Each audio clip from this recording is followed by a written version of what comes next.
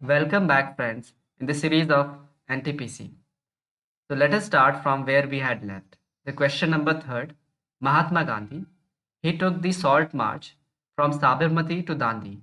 And how many people were joined then? It was around 78 people. And question ये पूछता है कि दांडी जो है वो किस डिस्ट्रिक्ट में पड़ता है? वो नवसारी डिस्ट्रिक्ट में पड़ता है। एंड ये जो दोनों प्लेसेस हैं ये कहाँ पर है? ये गुजरात में है।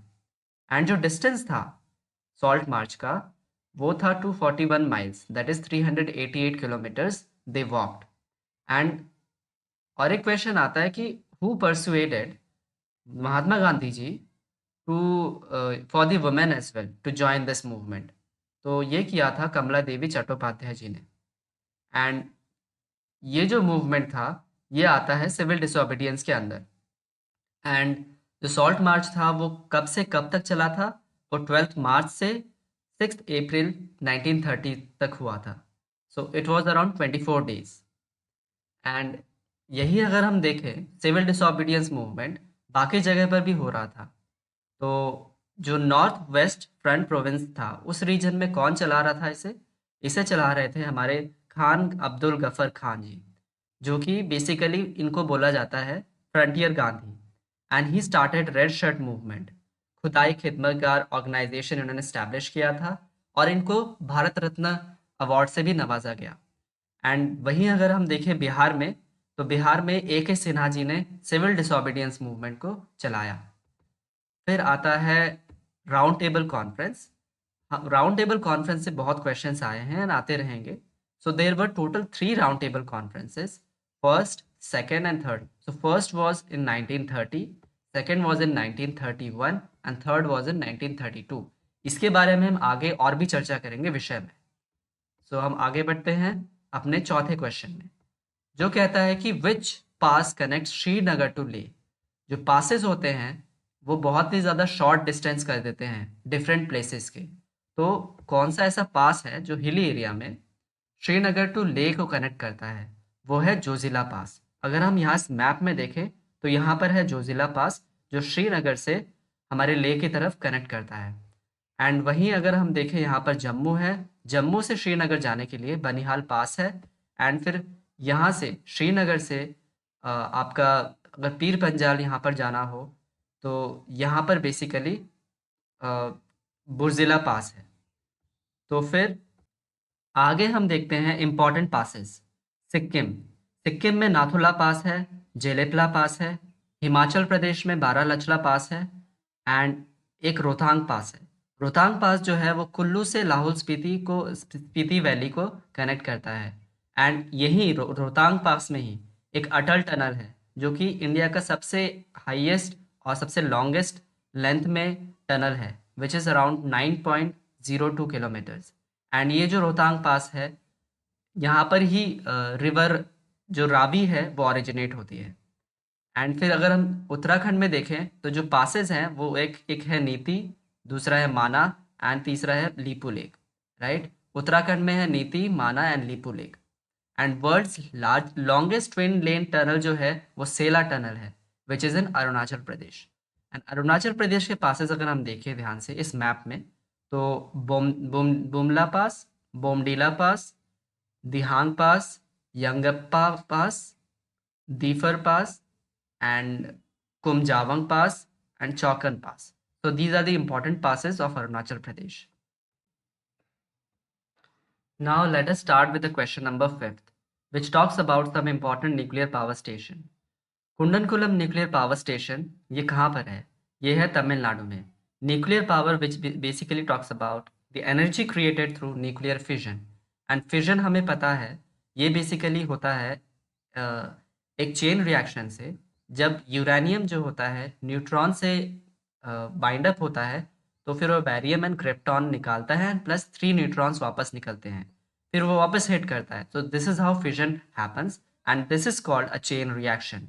एंड इस चेन रिएक्शन में मॉडरेटर यूज़ किया जाता है, विच मॉडरेटर कौन कौन से होते हैं? Heavy water, barium and graphite rods. So और कूलेंट के तहत हैवी वाटर को यूज़ किया जाता है। तो अगर हम देखें इंडिया में some important nuclear power stations क्या क्या है, तो सबसे पहला न्यूक्लियर पावर स्टेशन जो है वो तारापुर एटॉमिक पावर प्लांट है, जो कि यहाँ पर महाराष्ट्र में है, बोईसर डिस्ट्रिक्ट और महाराष्ट्र में। एंड फिर उसके बाद गुजरात वाला है Kakrapar atomic power plant which is in Tapi. And हमें पता है उत्तर प्रदेश में जो एटॉमिक पावर प्लांट है that is Narora atomic power plant. Rajasthan में जो है वो रावत भट्टा पावर प्लांट है, जिसको कहा जाता है Rajasthan atomic power plant which is in Kota, Rajasthan. Now come to the Karnataka one where Kaiga generating station है, जहाँ पर कायगा डिस्ट्रिक्ट में कर्नाटका में है। एंड सबसे इम्पॉर्टेंट तमिलनाडु में जो है वो है Kudankulam nuclear power station which is in Kudankulam Tamil Nadu. And और एक है Madras atomic power plant which is in Kalpakkam Tamil Nadu. This is very important because recently PM Modi ji also visited there. Why? Because it is the first unit of fast breeder reactor which is established indigenously in India actually. And जो पहला fast breeder reactor पूरे world में किसने बनाया था वो था USA. Now first nuclear power plant which is Tarapur, Maharashtra in 1969, Bhabha Atomic Research Center, Trombay, it's in Mumbai. And first nuclear reactor क्या था? Apsara. Now let us move to the question number 6. Which of the following is not a part of a circulatory system? Circulatory system का कौन सा part नहीं है अपनी body में? It's a biology question. So blood है because ये circulate करता है पूरी body में. Heart जो है definitely it's a pumping organ, वो पूरे blood को circulate करता है pump करके पूरे body में. And without heart we cannot survive actually. And arteries blood को लेके जाता है। तो बेसिकली ये कैरी करता है ऑक्सीजनेटेड ब्लड को from heart to different parts of the body. Heart से different part of the body कौन कैरी करता है ऑक्सीजनेटेड ब्लड? Arteries, right. और जो वेन्स होता है वो कैरी करता है deoxygenated blood from different parts of the body to the heart. Different parts of the body से हार्ट की तरफ डीऑक्सीजनेटेड ब्लड कौन कैरी करता है? Veins, right. और एक्सेप्शन ये है जब पुल्मोनरी लग जाता है आर्टरीज और वेन्स के सामने, तो फिर ये इसके टोटली अपोजिट हो जाता है। लाइक फॉर एग्जांपल पुल्मोनरी आर्टरीज अगर हम बोलेंगे, वाई पुल्मोनरी? बिकॉज पुल्मोनरी हमें पता है लंग्स के उसमें मतलब उसके हिसाब से कहा जाता है, राइट। तो लंग्स के हिसाब से जब भी हम कहें कि लंग्स में जब आर्टरीज जा रही होंगी तो पुल्मोनरी शब्द लगेगा। एंड पुल्मोनरी आर्टरीज से ही हमें पता होना चाहिए कि उसमें डीऑक्सीजनेटेड ब्लड कैरी हो रहा है, राइट। और पुल्मोनरी वेन्स में ऑक्सीजनेटेड ब्लड कैरी हो रहा है, जो जहाँ की इसके अपोजिट था आर्टरीज और वेन्स का। आर्टरीज हमेशा ऑक्सीजनेटेड ब्लड कैरी करती है और वेन्स जो होती है वो डीऑक्सीजनेटेड ब्लड कैरी करती है। बट अपोजिट केस में अपोजिट होगा जब पुल्मोनरी लग जाएगा। Now let us come to the diagram of this heart. Like for example हमें पता है यहाँ पर अरोटा है which is the largest artery. Like for example which is the largest artery, ये ऑक्सीजनेटेड ब्लड सारे बॉडी पार्ट में भेजता है, right. And this is inferior vena which is the largest vein in the heart. Okay, ये largest vein in the heart है inferior vena जो deoxygenated blood पूरी body से यहाँ पर लाता है, हार्ट की तरफ लाता है, जो हमने पढ़ा ना अभी, carry deoxygenated blood from different parts of the body to the heart, right. वो लेके आता है। एंड ये सुपर वेना कावा भी यही चीज़ करता है, सारी बॉडी पार्ट से डीऑक्सीजनेटेड ब्लड यहाँ पर लेके आता है। फिर ये पंप करते हैं पुल्मोनरी आर्टरी के थ्रू। पुल्मोनरी आर्टरी डीऑक्सीजनेटेड ब्लड को लंग्स में ले जाता है। फिर लंग्स से जब वापस आता है, वो आने के बाद यहाँ पर लेफ्ट वेंट्रिकल में जमा होकर फिर वो अरोटा में चला जाता है which is the largest artery. And फिर वो ऑक्सीजनेटेड ब्लड डायरेक्टली पूरी बॉडी में चला जाता है। So this is how our human heart works. Now, as we know, there are 4 chambers of blood in the heart actually: right auricle, left auricle, according to the heart. Okay, so right ventricle and left ventricle. So जो double circulation हम कहते हैं, है ना, ये lungs capillaries है जो मैंने अभी जस्ट बताया, हार्ट है ये, है ना। और ये वाला वन जो है ये वेना कावा है जो डीऑक्सीजनेटेड ब्लड को कैरी करता है पूरी बॉडी पार्ट से, बॉडी ऑर्गन से, right. Apart from the lungs को छोड़कर बाकी पूरी बॉडी पार्ट से जब डीऑक्सीजनेटेड ब्लड आता है वेना कावा से और यहाँ पर आता है, एंड देन आफ्टर इस पुल्मोनरी आर्टरी से ये बेसिकली पूरे डीऑक्सीजनेटेड ब्लड जो आता है लंग्स में जाता है, लंग्स में फिर वो डीऑक्सीजनेटेड ब्लड एक्सचेंज होकर गैसेस के थ्रू वो ऑक्सीजनेटेड ब्लड में कन्वर्ट होकर वो आ जाता है इधर, किसके थ्रू, वो आता है lungs to the heart, right, which is pulmonary when.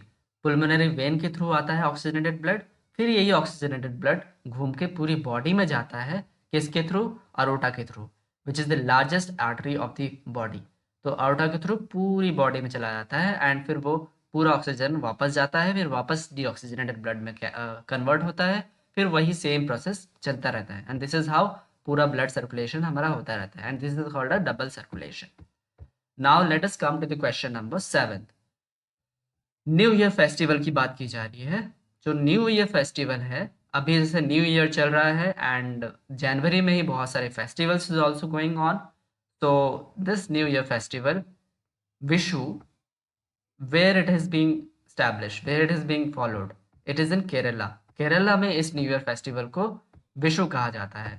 Tamil Nadu में पुथांडु कहा जाता है। आंध्र प्रदेश में कर्नाटका कर्नाटका में आंध्र प्रदेश और कर्नाटका में उगाड़ी कहा जाता है। और वही अगर हम महाराष्ट्र में देखें, वहाँ पर गुड़ी पड़वा कहा जाता है। Gudi means victory. And West Bengal में पॉयला बोईशाख कहा जाता है। लद्दाख और अरुणाचल प्रदेश में लोसर कहा जाता है। पारसी कम्युनिटी न्यू ईयर को कहती है पटेटी और नौरोज, पटेटी और Nowruz. Islamic calendar new year जो होता है उसको हिजरी कहते हैं हम, राइट, हिजरी कहते हैं। Now let us move to the question number 8। Yen is the currency of, currency का पूछ रहा है कि यन किसकी करेंसी है। यन है जापान की। वैसे अगर हम देखें चाइना का क्या है, चाइना का युआन और रेनमिनबी, युआन और रेनमिनबी। एंड चाइना हमें पता है कोरोना वायरस ओरिजिनेट हुआ था जहाँ पर वुहान से, इसी से हम याद कर सकते हैं वुहान सिटी कोरोना वायरस हुआ था, तो वुहान से युआन, राइट, एंड रेनमिनबी। वहीं अगर हम भूटान में देखें, भूटान में करेंसी को क्या कहा जाता है, नगल ट्रम। बहुत क्वेश्चन आता है एंड हम लोग बहुत कंफ्यूज होते हैं इसमें कि भूटान की करेंसी है क्या। भूटान की करेंसी है Ngultrum. Okay, Ngultrum, drum जैसा दिखता है तो नगल ट्रम है कि Ngultrum. Okay, now Brazil, Brazil का रियाल है। सऊदी अरेबिया का रियाल है। Okay, not to be confuse with these two words. So pronunciation is same but the spelling is different quite. Okay, so Brazil में जो है करेंसी कहा जाता है रियल एंड सऊदी अरेबिया में riyal. Okay, now let us move to the question number 9। question number 9 कहता है idea of constituent assembly for the first time given by whom? It was M.N. Roy। okay, M.N. Roy in 1934।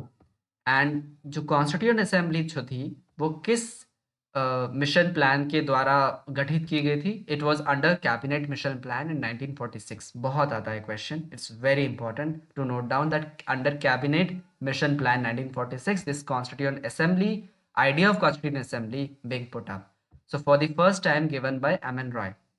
so M.N. Roy जो है 1934 में constituent assembly का idea देते हैं।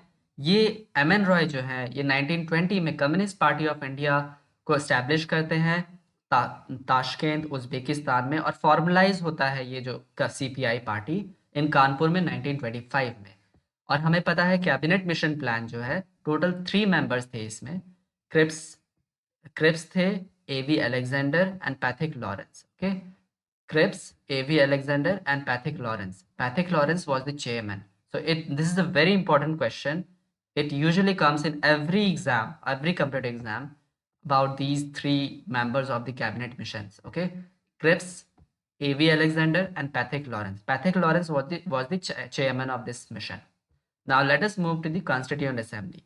constituent assembly जो थी वो टोटल 389 मेंबर्स की थी एंड 296 ब्रिटिश इंडिया के थे एंड 93 प्रिंसली स्टेट के।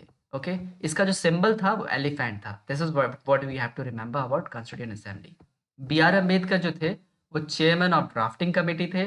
टोटल 7 मेंबर्स थे उस ड्राफ्टिंग कमेटी में एंड उसके चेयरमैन कौन थे? B.R. Ambedkar ji. And B.N. Rao was the legal and constitutional advisor। okay, this question often comes in every competitive exam। so legal and constitutional advisor was B.N. Rao।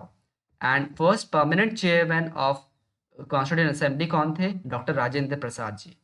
And वो बिहार से belong करते थे and अगर हम note करें temporary chairman कौन थे, इस बार यूपीएससी में यही क्वेश्चन आया था कि टेम्पररी चेयरमैन कौन था.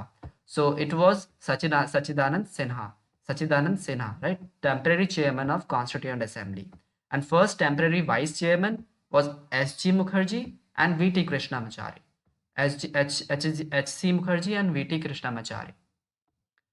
Now, the Constituent Assembly law making body chairman कौन थे? G.V. Malvankar ji. G.V. Malvankar. Okay, G.V. Malvankar. So he was the law making body chairman. Okay, Constituent Assembly के. Now about Indian constitution. Indian constitution जो है उसको बनाने में टोटल 2 साल 11 महीने 17 दिन, कहीं कहीं पर 18 दिन में लिखा रहता है. सो इसके आसपास approximate. So it was around 2 years 11 months and 17 days. And calligraphy से किसने की थी? Prem Bihari Narayan Raizada. And the calligraphy was done by Prem Bihari Narayan Raizada. And Hindi में किसने की थी? वसंत कुमार वैद्य. वसंत कुमार वैद्य. हिंदी में कैलीग्राफी किसने की थी? वसंत कुमार वैद्य. डेकोरेशन किसने किया था? Nandlal Bose and Ram Manohar Sinha. Nandlal Bose basically Vishwa Bharati university से आए थे. सो नंदलाल बोस एंड राम मनोहर सिन्हा, इन्होंने डेकोरेशन किया था. Now let us come to the question number 10. Region of earth where life exist. हमें पता है अर्थ जो है is the only planet in our solar system which consists of life. This is what we have known till now. And आगे क्या होगा पता नहीं, but till now we know that Earth is the only planet in this solar system to have life. So life exists in biosphere. Biosphere consists of 3 things, right? Lithosphere, atmosphere and hydrosphere. And वहीं अगर हम देखें cryosphere जो है that is completely frozen. ये cryosphere term बहुत ज़्यादा आता है, तो इसका इसका जब भी जिक्र होगा तो कम्प्लीटली फ्रोजन मतलब पूरा बर्फ से ढका हुआ, उस टाइप के एटमॉस्फेयर को हम बोलते हैं cryosphere. So biosphere consist of atmosphere, lithosphere and hydrosphere. Hydrosphere पानी के हिसाब से बोलते हैं, एटमॉस्फेयर जो एयर है, लिथोस्फेयर जो लैंड है ना. इन तीनों को मिलाकर ही बायोस्फेयर बनता है. Now let us come to the question number 11. It is talking about awards. Award associated with music. Music से जो अवार्ड एसोसिएटेड है वो है Grammy award. So Grammy award के बारे में अगर हम जाने तो Grammy award, first Grammy award किसको मिला था अपने हमारे इंडिया में? पंडित रविशंकर जी को. फर्स्ट वुमेन कौन थी receiver? Tanvi Shah. First women कौन थी? तन्वी शाह. फर्स्ट इंडियन कौन थे? पंडित रविशंकर जी. एंड रिसेंटली 2024 में शक्ति बैंड द मोमेंट एल्बम को, जो कि शंकर महादेव प्लस जाकिर नायक और इन सबको, इन दोनों को मिलाकर इन दोनों ने किया था शक्ति बैंड द मोमेंट एल्बम बोल के, इनको ग्रैमी अवार्ड मिला है. एंड अगर हम देखें recently Zakir Hussain who was the legend of tabla who received 3 Grammy Awards in 2024. Padma Vibhushan से नवाजे गए 2023 में. पद्म भूषण फादर अल्लाह रखा. ओके. एंड टोटल इनके पास 5 ग्रैमी अवार्ड थे. One of the highest Grammy awards receiver Zakir Hussain ji. Now जो रिकी केज है उन्होंने वर्ल्ड रिकॉर्ड क्रिएट किया इन 15 अगस्त 2024. इनको भी ग्रैमी अवार्ड मिला है. Now let us come to the Cannes film festival. Cannes film festival का बिगेस्ट अवार्ड जो है पाल्मे दियोर. एंड पाल्मे दियोर मिला है सीन बेकर को, विच किस डॉक्यूमेंट्री के तहत? अनोरा डॉक्यूमेंट्री के तहत. एंड सेकंड जो है ग्रैंड पिक्स अवार्ड है इसी कैनेस फिल्म फेस्टिवल में. सेकंड बिगेस्ट अवार्ड ये किसको मिला है? पायल कपाड़िया जी को, अपनी documentary all we imagine as light. इस डॉक्यूमेंट्री के तहत पायल कपाड़िया जी को ग्रैंड प्रिक्स अवार्ड मिला है, second biggest prize award in Cannes film festival. So Payal Kapadia ji पहली ऐसी भारतीय महिला हुई जिनको ये ग्रैंड प्रिक्स अवार्ड मिला है. And Anasuya Sen Gupta documentary shameless के तहत इनको un certain regard prize for the best actress मिला है. एंड CS नायक जी को 15 मिनट का जो शॉर्ट डॉक्यूमेंट्री है sunflowers were the first one to grow, इसके तहत इनको ये अवार्ड मिला है, कैनेस फिल्म फेस्टिवल में अवार्ड मिला है. Now come to the question number 12. First attempt to calculate the national income in India was made by Dadabhai Naoroji. Dadabhai Naoroji के द्वारा ही पहला अटेम्प्ट किया गया था अपने इंडियन नेशनल इनकम को कैलकुलेट करने का। एंड दादाभाई नौरोजी जो है उनको हम कहते हैं grand old man of India. इन्होंने अपनी एक बुक लिखी थी poverty and un British rule in India which basically talks about drain theory of income. And इनका एक वीकली न्यूज़पेपर था जो कि दादाभाई नौरोजी पर्शियन थे, पर्शियंस के लिए Rast Goftar, okay. And he establish East India Association in 1860। 1860 में इन्होंने इन ईस्ट इंडिया एसोसिएशन स्टैब्लिश किया। And he was also a 3 times president of INC, Indian national Congress के ये 3 टाइम प्रेसिडेंट थे। एंड वहीं अगर हम पीसी महालनोबिस की बात करें तो he was the father of statistics and he basically studied in presidency college presently and it was earlier called Hindu College, which was established in 1817 by David Harry and Raja Ram Mohan Roy. So he was the father of statistics and but ये basically second 5 year plan में बहुत ज़्यादा महत्वपूर्ण रखते हैं। इन्होंने पूरा statistic को अच्छे से परफेक्टली पूरे पैमाने में रखा था एंड हमारा सेकेंड 5 year प्लान कहीं ना कहीं सक्सेसफुल हुआ था इन्हीं की बदौलत। सो इनका जो बर्थडे है 29 June which is also established as National Statistics Day. Second 5 year plan based on PC Mahalanobis model.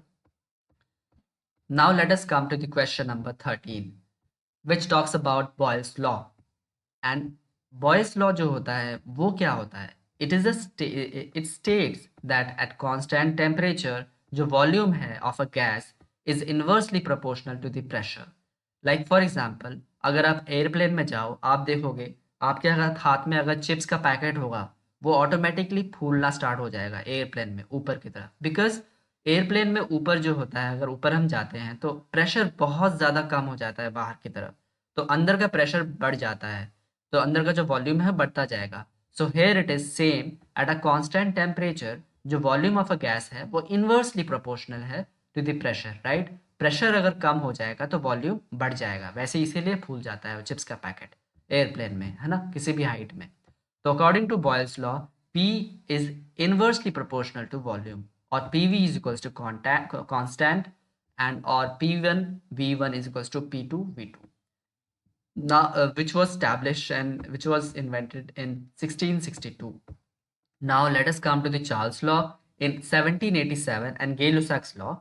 Both said that volume is directly proportional to temperature where pressure is constant. Pressure जो होता है वो constant होता है और volume जो होता है वो डायरेक्टली प्रोपोर्शनल है टेम्परेचर के। जितना टेम्परेचर बढ़ेगा उतना ही वॉल्यूम भी बढ़ेगा according to the Charles law और गे-लुसैक्स लॉ, है ना। इसको हम याद करने के लिए एक सिंपल सा तरीका कर सकते हैं, like Boyle's law, right. Boyle's law Boyle हो रहा है तो उस टाइम पे बॉयल ही हो रहा है तो टेम्परेचर से कांस्टेंट रहेगा। अगर टेम्परेचर कांस्टेंट है तो वॉल्यूम और प्रेशर की बात की जा रही है ना, तो P upon B, right, PV है ना, B, PV B, like that. And अगर चार्ल्स लॉ की बात की जाए, कैसे याद किया जाए चार्ल्स लॉ और Gay Lussac law. Charles law basically both कहता है तो pressure is the constant, right, CP, CP where pressure is the constant, तो वी और टी बाकी है तो V is directly proportional to temperature, है ना। और ग्राम्स लॉ क्या कहता है, law of diffusion, which basically suggest that rate of diffusion जो होता है वो किसके इक्वल होता है, वो molecular mass square root of molecular mass के बराबर होता है। Rate of diffusion is equal to the square root of molecular mass. So according to this diffusion of gases is depends upon its molecular mass. Now let us move to the question number 14. Headquarter of United Nations Security Council. It is in New York, UNSC, United Nations Security Council. It is in New York, which is a part of UNO, United Nations Organization. So which was established in 1945. Where it established and where the headquarter of UNO, let me know in the comment section. So its members are permanent member, these are 5 permanent member, non-permanent member, these are 10 permanent member. तो जो 5 permanent member है वो हम इसको ऐसे याद कर सकते हैं race like F1 race, F1 race होता है ना, फार्मूला 1 रेस, सो F1 रेस।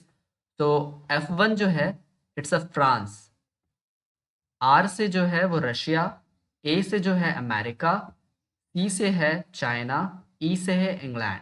तो this is how we can learn. England हम ब्रिटेन बोलते हैं, बट इसके तहत हम लोगों ने इंग्लैंड बोल दिया। तो England and Britain same, and America is USA same.